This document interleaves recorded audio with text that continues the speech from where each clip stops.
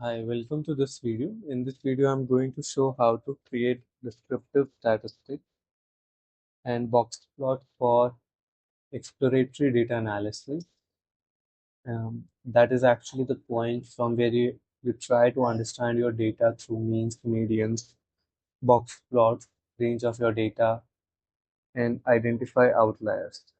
So I'll go to analyze descriptive statistics, descriptive, and I have two dimensions here, reading motivation and writing motivation.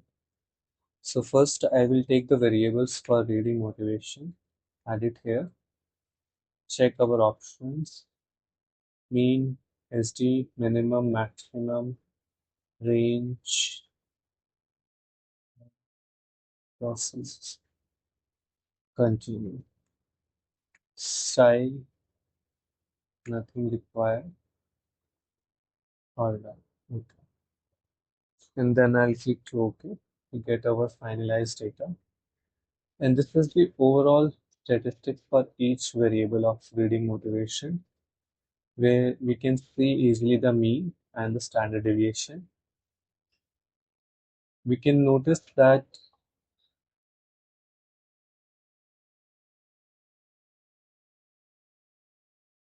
aesthetics and punishment avoidance has the maximum standard deviation, so they will be more spread out over the sample.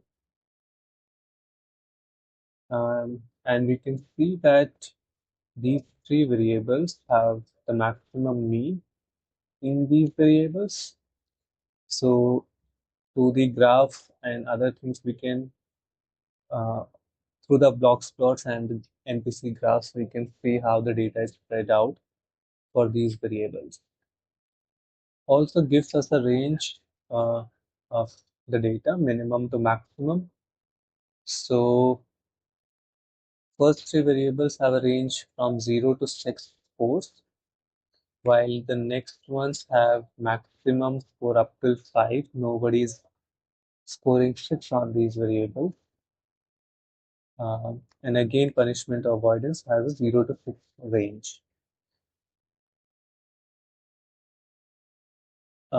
We see here in punishment avoidance that compared to others, 0 to 6 is the maximum range for our data, which is also for punishment avoidance. And it has a mean which is very low, and it has a very high standard deviation also. So it will be very helpful to create a box plot for this and identify the outliers, because the data seems to be more scattered for this variable, having a very high range, having a very low mean, but having a high standard deviation as compared to other variables here.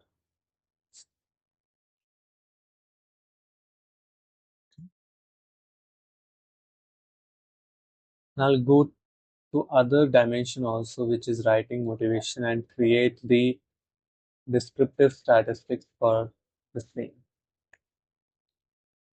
We have documentation and documentation, and we will click. So we have the descriptive statistics for reading motivation and descriptive statistics for writing motivation here.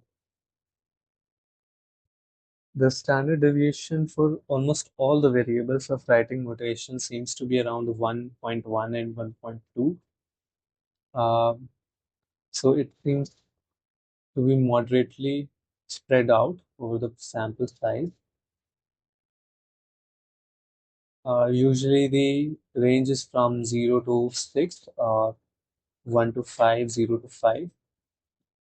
Mean is also not very low. It is from 2.8 to 3.5 range. So that seems to be more evenly spread out data. If you want to go into more depth of your variable, you can also create quartile deviations for each variable. For that, we can go to analyze descriptive frequencies, and first I will do for the reading motivation variables. We'll check our options, quartiles, mean, and everything we already have. I will just select it for better interpretation.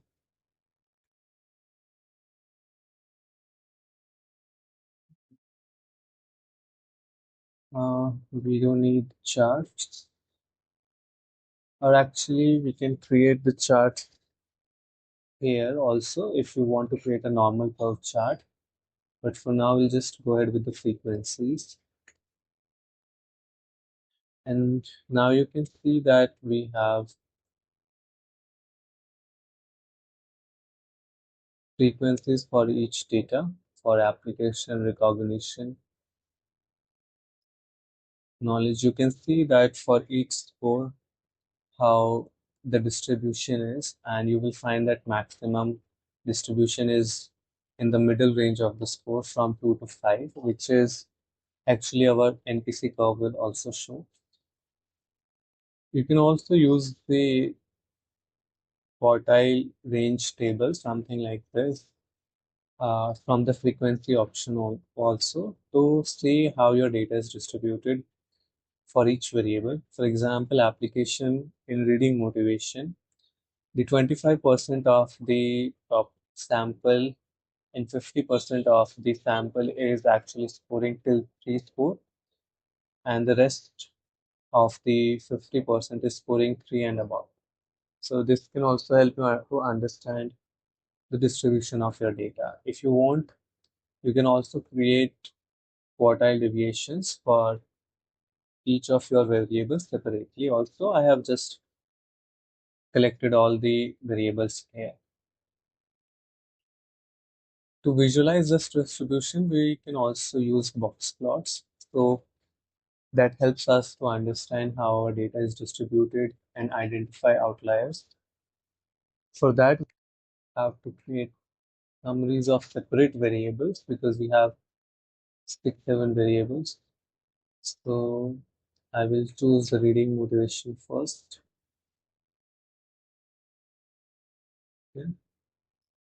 And let's just check our options. Nothing. And we'll check. So we'll find something like this, a box plot for all the variables in one graph. These dots you can see here are the outliers and with the case number.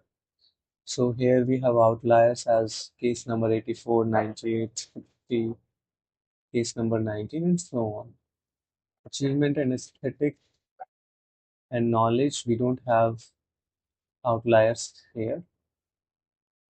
We'll create the box plot for writing motivation as well.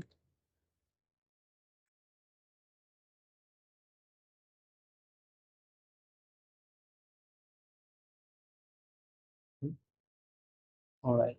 The summary table tells you that how many missing values are there or how many cases are there. So we have again here the box plots. We have some outliers here in emotional expression, punishment avoidance, affiliation, and recognition. By identifying outliers, we can go to the case and check if the outliers are by mistake or typing error, or if we need to remove that or edit somehow based on the research requirement. To read box plot, uh, this horizontal bars here on the top and the bottom are called whiskers. They signify the minimum and maximum value and the range of your data for one variable.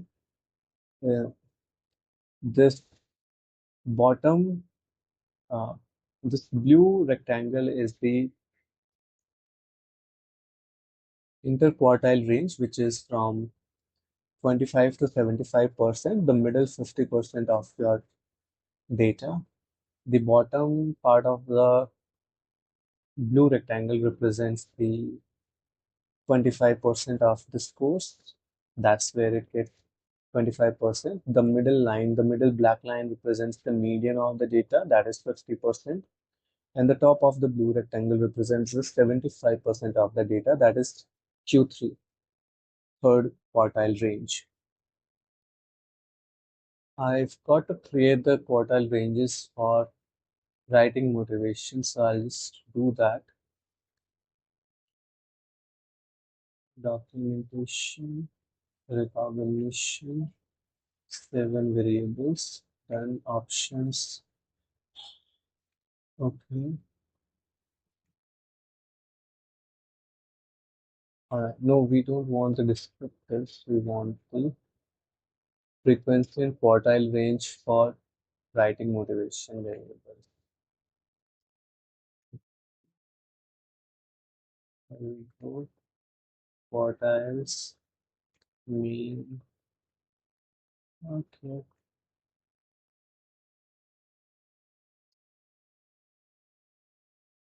And similarly, we have the frequency table for writing motivation variables also, representing the quartile ranges at 25%, 50%, and 75%. After understanding the um, distribution of our data, identifying outliers, means, how it is spread out, what is the standard deviation. We can also use normal probability curves to understand the distribution of the data. So I'll just will go to analyze descriptive stats frequency, and we'll just reset this, select our reading motivation variables, put it here. We won't need any statistics. We'll go to charts, histograms, and select the normal curve. This is only what we are looking for. And this way we'll have the normal probability curve for every variable of reading motivation. Now we can go to the application into box plot, and using this normal probability curve, we can try to understand how our data is distributed. We can identify some outliers also that is there by comparing the NPC and the box plot. So if we go to the box plot of application, which is here, we see that there are some outliers on the score of 0 and 1. There's one outlier on score 0, 2 on 0, score 1, and 3 on score 6 for application. And we go to normal probability curve, and we'll see that here we have one outlier on 0, the smallest blue bar on the left side, and we have a couple of outliers on 6 also. So that helps us to visualize our data, check the skewness of the data as well.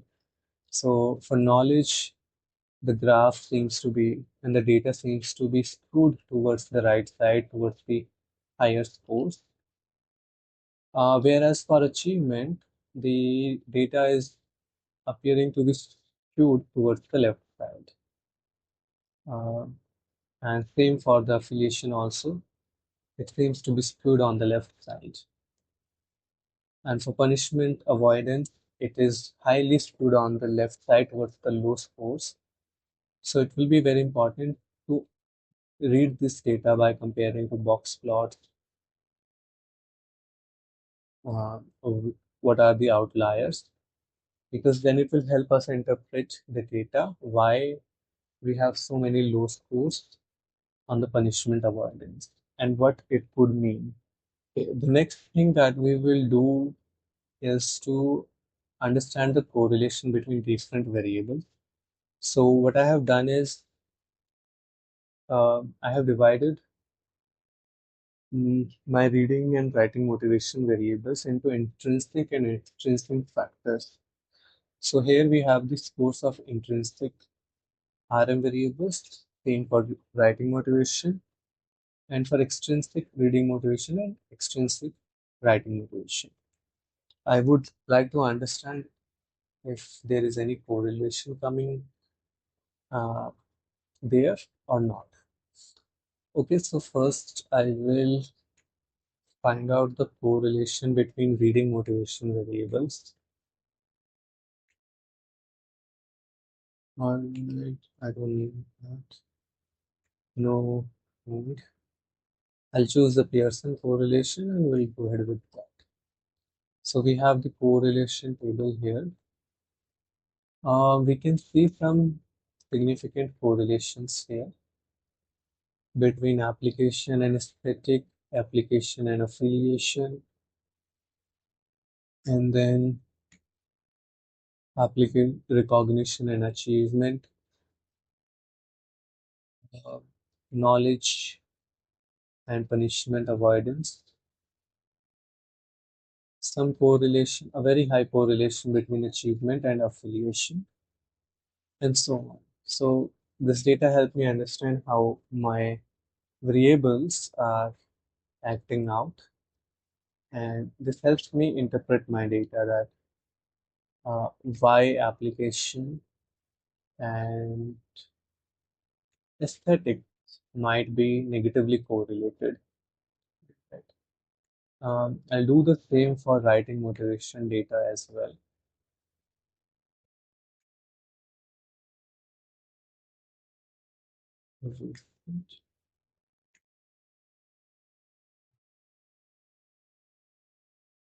Okay. And we have the correlation table for writing motivation variables.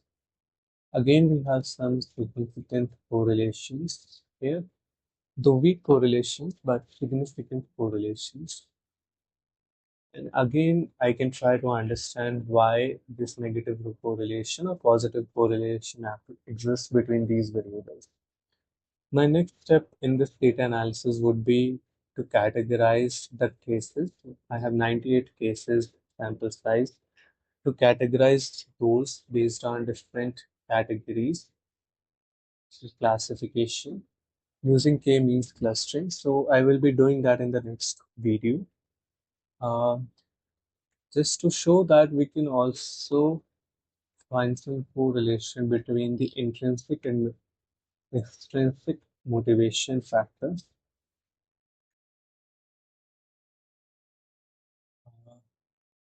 So some of the reading motivation variables are intrinsic, some are extrinsic, and same for the writing motivation.